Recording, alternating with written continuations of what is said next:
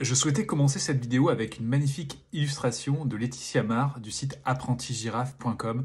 Elle permet de comprendre quelle est la différence entre l'empathie et la sympathie, et aussi de la nécessité de ne pas se noyer dans les émotions d'autrui. C'est valable dans la vie de tous les jours, et c'est notamment valable en interaction avec nos enfants. Je vais donc vous donner une astuce pour éviter d'être submergé par l'émotion d'autrui, et donc couper cette contagion émotionnelle tout en gardant notre approche empathique. Il se peut que lorsque vous assistez à l'expression émotionnelle de votre enfant, vous soyez affecté. On appelle ça la contagion émotionnelle. Par exemple, un enfant va ressentir de la colère. Vous allez vous aussi être imprégné par cette colère. On appelle ça la sympathie. Vous allez absorber l'émotion. Et il y a évidemment un risque parce que si vous êtes vous-même débordé par la colère, vous ne pourrez plus être apte à accompagner, à accueillir et à réconforter votre enfant qui lui-même ressentira de la colère. J'ai une astuce pour cela. On va prendre un peu de distance par rapport à l'émotion de l'enfant. Cette astuce est basée sur de la prise de notes. Je m'explique.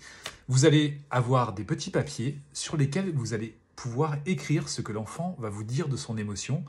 Et ces papiers vous permettront, et d'une, de donner une marque d'attention à votre enfant, et de deux, le fait d'écrire ce que vous voyez, de mettre de la distance par rapport à l'émotion à laquelle vous assistez. Ces papiers pourront être aussi intéressants puisque une fois que vous aurez noté tout ce qui se passe pour votre enfant, vous allez pouvoir retourner la feuille et pourquoi pas continuer l'enquête, c'est-à-dire qu'est-ce qui a déclenché l'émotion et comment adopter des solutions pour l'avenir, quels seront les besoins qui pourront être satisfaits grâce à ces actions. Bref, cet outil est à la fois pour ne pas être imprégné, mais aussi pour pouvoir passer dans une phase de résolution des problèmes.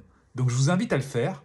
Ayez toujours des petits papiers sur vous, dans votre sac ou autre, et lorsque votre enfant va partager avec vous ses émotions, s'il est en âge de pouvoir les raconter, et même s'il n'est pas en âge, vous pourrez vous-même créer cette narration autour des émotions, cela vous permettra de pouvoir mieux accompagner votre enfant et mieux lui apprendre aussi à réguler ses propres émotions, notamment en adoptant du vocabulaire des émotions et des stratégies de régulation que vous aurez élaborées ensemble. Il s'agit donc d'un travail collaboratif entre le parent et l'enfant ou l'adulte et l'enfant.